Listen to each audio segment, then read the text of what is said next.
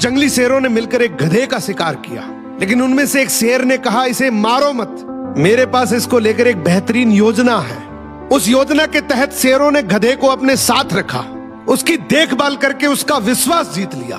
फिर एक दिन उसे वापस गधों के समाज में भेज दिया, पर इस बार वो गधा एक गधे की तरह नहीं, बल्कि वो एक शेर के समान गधों का राजा बनकर वापस आया था, जिसके पीछे सभी शेरों का साथ था।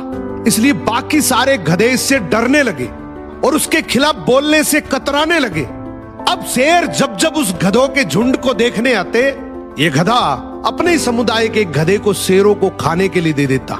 ये गधा गधों के बीच तो एक शेर जितना ताकतवर बन गया था, लेकिन शेरों के बीच वो अब भी एक गधा ही था।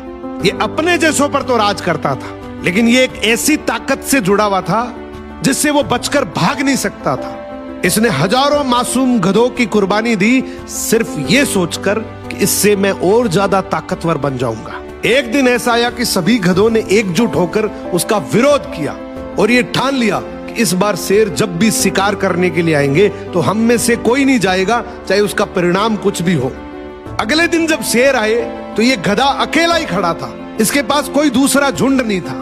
तो गधे ने शेरों से विनम्रता से कहा कि देखो साहब, मेरा खौफ अब खत्म हो गया, मेरी कोई बात नहीं मान रहा अब। तो शेरों ने डिसाइड किया कि चलो अब तू किसी काम का नहीं है तो तू ही साथ चल ले, आज का हमारा भोजन तू ही बनेगा। इस तरीके से आखिर में इस गधे का भी शिकार हो गया। हर समाज के अंदर एक ऐसा गधा जरूर होता है जो अपने लालच के लिए, अपनी ताकत बढ़ाने के लिए अपने ही समाज को दांव पर लगा देता है।